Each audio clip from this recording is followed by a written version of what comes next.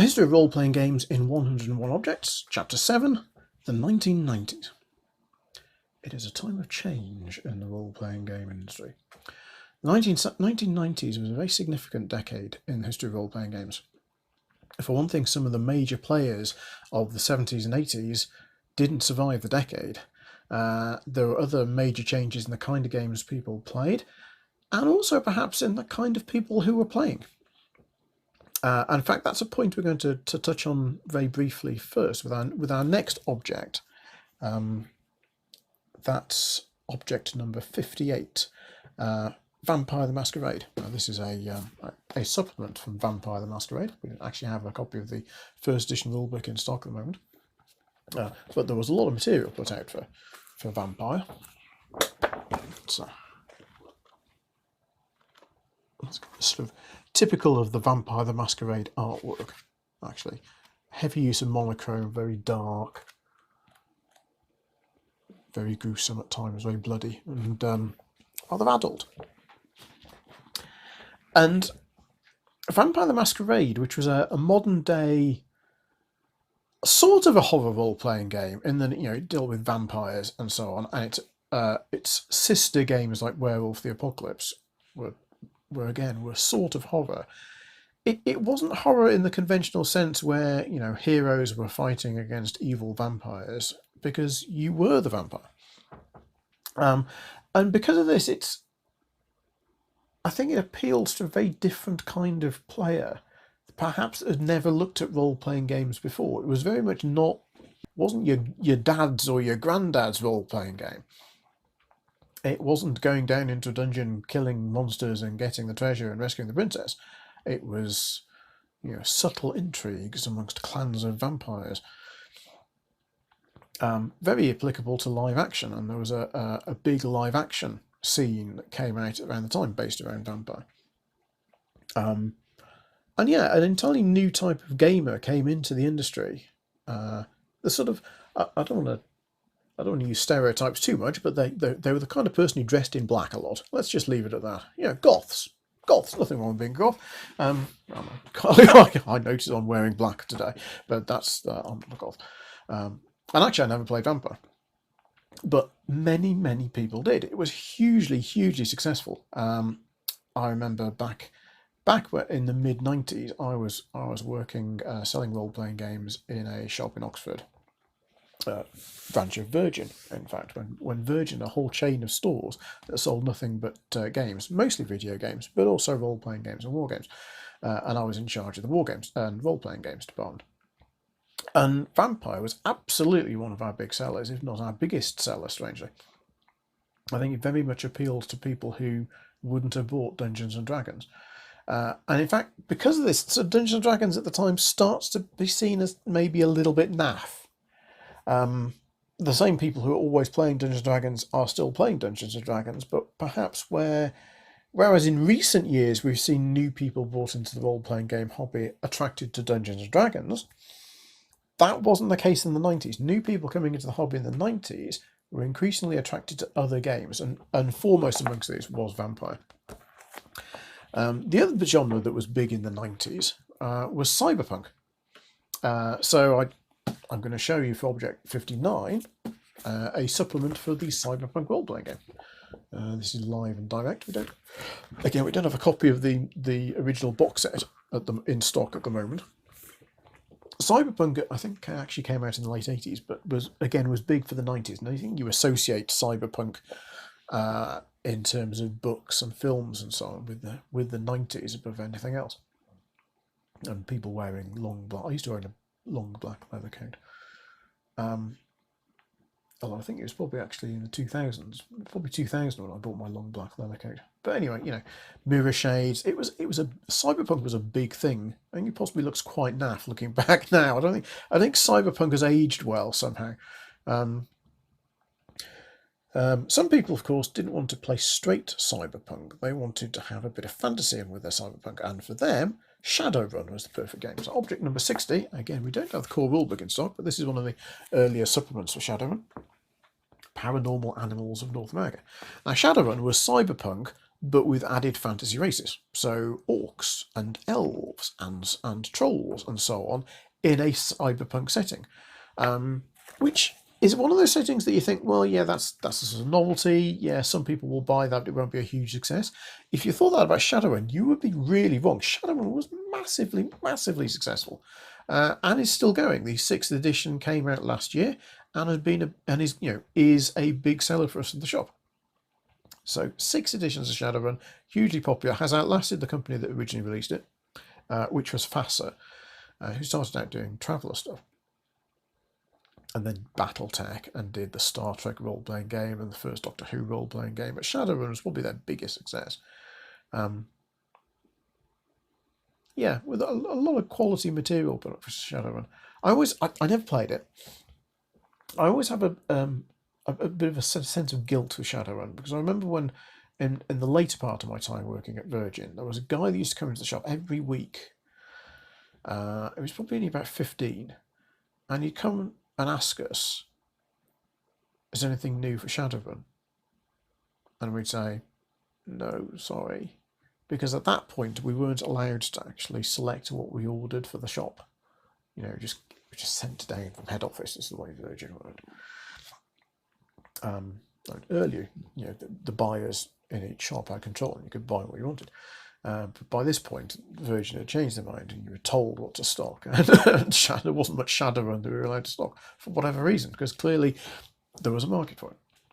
Oh, so I sort of feel sorry for that guy, and I've always felt guilty about that. We've got a lot of Shadowrun in stock now, so if you were that guy and you're watching, check out the Shadowrun stuff in the shop. We've got the stuff that you were looking for in 1994, we might have now. I'll put the link below. And sorry again. That was Object 60. Object 61 I don't have a physical copy of, but I'll put up on screen, and it's not a role-playing game. But it is absolutely the most important event for the role-playing game industry in the 1990s. And that's Object 61 is Magic the Gathering. Nobody saw Magic the Gathering coming and appreciated just how big it would be. It took playing time away from role-playing games, because lots of role players devoted less time to playing role-playing games and more time to playing Magic. And in particular, because let's be honest, Magic players, it's a bit of a money pit. It took a lot of spending cash, a lot of pounds and dollars it took away from role-playing and put into Magic the Gathering. And we discussed in the last chapter, when we were talking about 2nd edition AD&D, how TSR were possibly spreading their product a bit too thin, and that was fine while the market was growing, but at the point when the market started shrinking, that becomes a problem.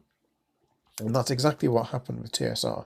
Their product was spread too thin, they had very high costs because they had a lot of staff, and all of a sudden, the role-playing game market sales really dropped off, largely because of Magic the Gathering, and also for TSR because of competition from other role-playing games, particularly the World of Darkness ones like Vampire. And in the end, TSR failed. TSR went bankrupt. The company that essentially founded the hobby, or at least founded the commercial production of the hobby, did not survive the 1990s. There were negotiations underway for a rescue deal. They were looking for financing from a couple of other companies. And in the end, who should step in but Wizards of the Coast, publishers of Magic the Gathering, who, because of the massive runaway success of Magic the Gathering, had a huge cash pile to invest. Peter Adkison, the head of Wizards of the Coast, was a D&D player. Wizards of the Coast started off developing role-playing games and producing role-playing game supplements. And so it was an easy, obvious fit. And Wizards of the Coast eventually acquired TSR. So our object number 62 is this AD&D supplement of the Sea Devils, which is not in itself a particularly interesting supplement in the context of what it is in AD&D. It's interesting because I think this was, if not the very first, was one of the first D&D supplements ever published by Wizards of the Coast. It's still badged. You can see the TSR logo. still badged TSR. It still says TSR on the back. But this was after. This was a product that had been delayed by TSR's bankruptcy, but was in the pipeline. And when the takeover went through, it was one of the first things that Wizards of the Coast got out through the door. Object 63, again, I don't have a copy to hand, so you have to rely on the photograph. Object 63 is it's an end of an era. This is the adventure Die, Vecna, Die, which is a brilliant title. Vecna's one of the sort of great legendary bad guys from D&D. He's mentioned in the he's mentioned in the Dungeon Master's Guide. It was a Vecna villain. It was a Greyhawk villain. This is a sort of massive crossover adventure. So just say Vecna villain. He was a Greyhawk villain and a Ravenloft villain. This is a massive crossover adventure, and it's the last published for 2nd edition AD&D. And in fact, it sort of explains away in the scenario the rules changes from 2nd to 3rd edition, which is an interesting way of doing it. That was the very last thing published for AD&D, and the very last thing, I think, branded as TSR. Because 3rd edition is all branded as Wizards of the Coast. So, in many ways, Die, Vecna, Die, complete end of an era. And we probably should take a moment to mourn the end of TSR. If we're going to mourn the end of TSR, then I personally, as a massive Traveller fan, I want to mourn the end of another company as well, and that's GDW, Game Designers Workshop. Now, they'd had some success in this decade. Object 64 is Space 1889, which was a steampunk role-playing game before anybody was really talking about steampunk as a thing. So it's the British Empire on Mars, that kind of thing. And there are canals on Mars. It's somewhere between what we'd now think of as steampunk and the sort of things that Edgar Rice Burroughs was writing about when he was writing all those John Carter stories.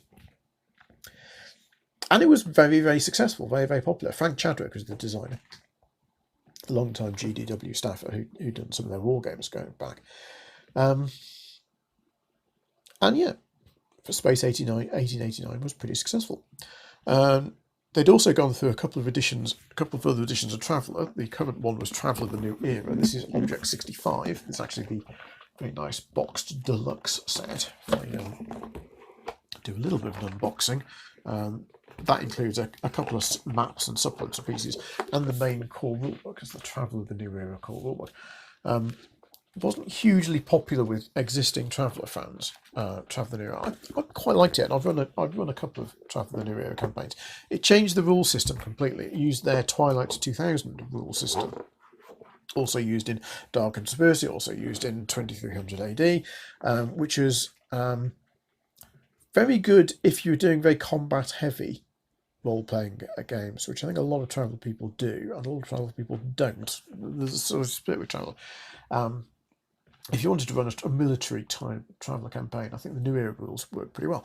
Unfortunately, the thing that really people didn't like, though, was that they moved the setting forward several decades, following on from events that had happened in the previous edition of Traveller, Mega Traveller, in which there'd been a civil war in the Imperium.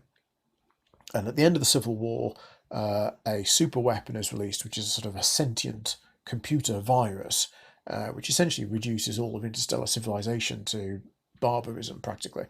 And the new era was humanity sort of recovering from that disaster.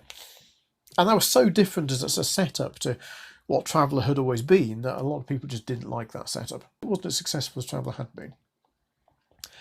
But that wasn't the reason why GDW really got into trouble. One of the biggest problem, I think, for GDW initially in the 90s was they got in with Gary Gygax.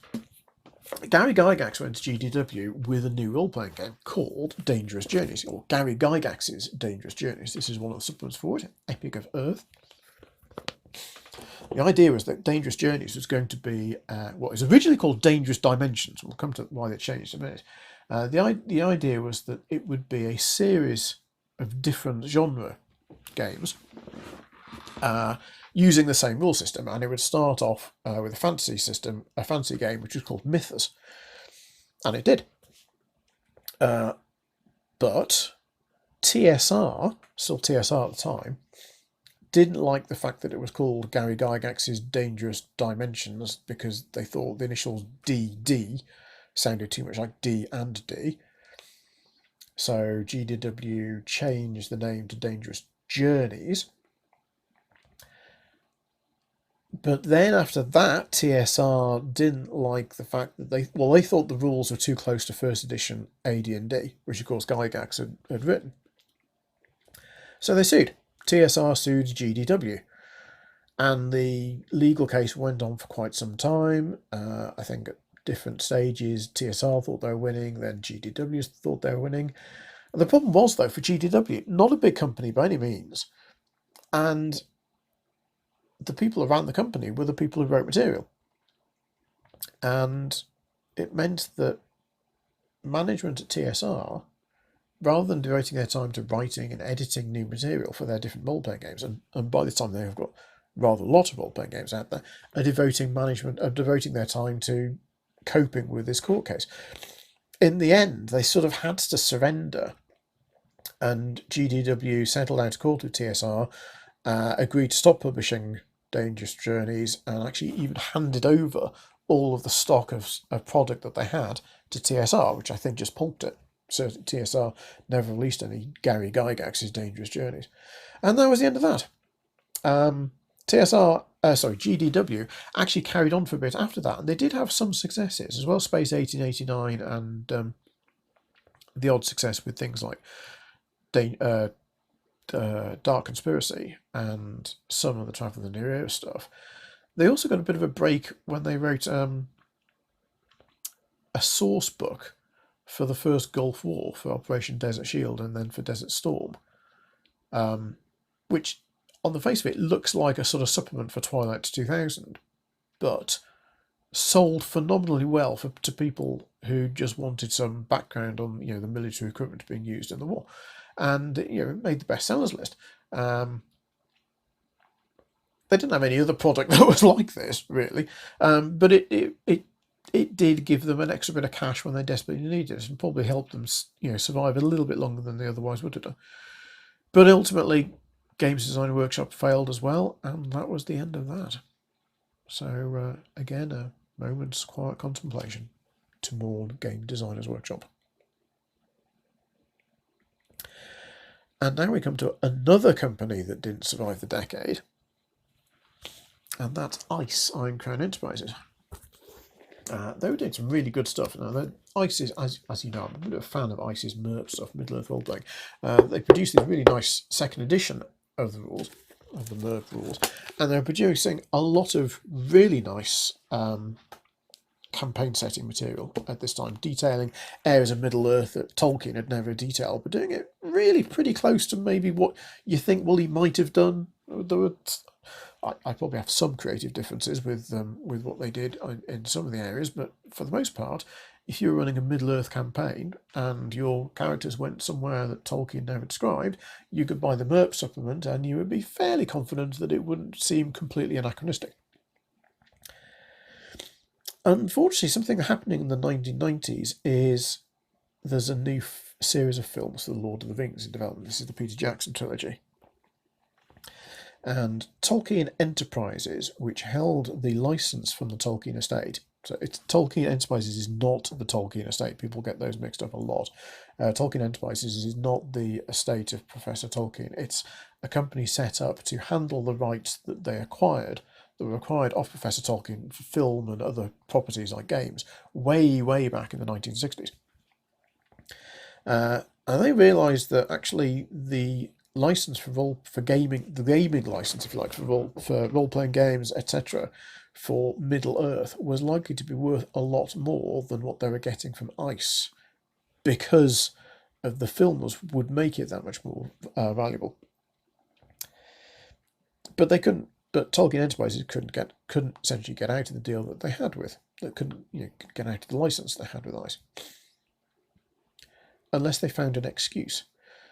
my understanding of the story is that ICE, amongst many companies at this point, tried to follow Wizard of the Coast and produce a successful collectible card game, tried to, a rival to Magic the Gathering.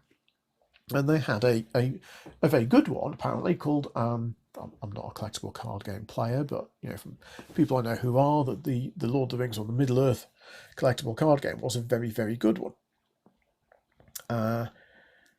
And ICE produced it, and it was quite successful.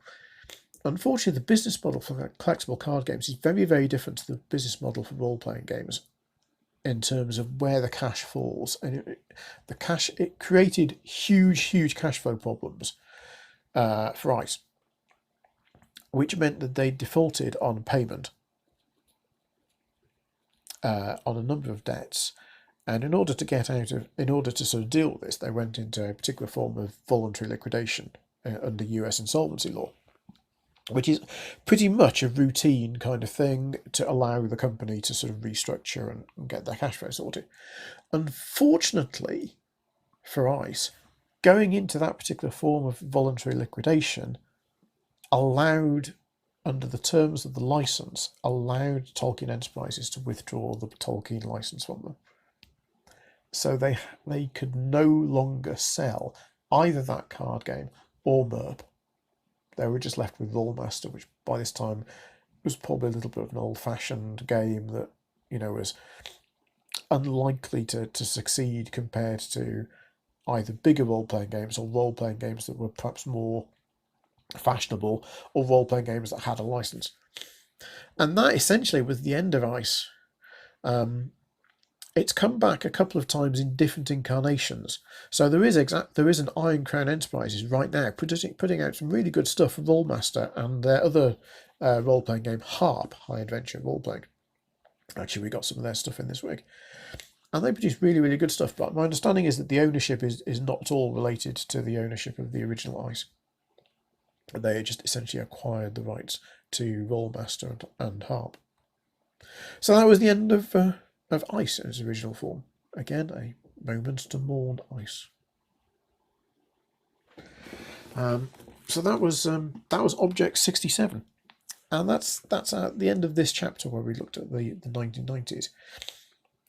In chapter 8, we move into the new decade, and we look at something that was really, really huge, a proper explosion. It's not necessarily, it's not a game as such. It's a license. So chapter 8 is all about the Open Gaming License. We'll see you then.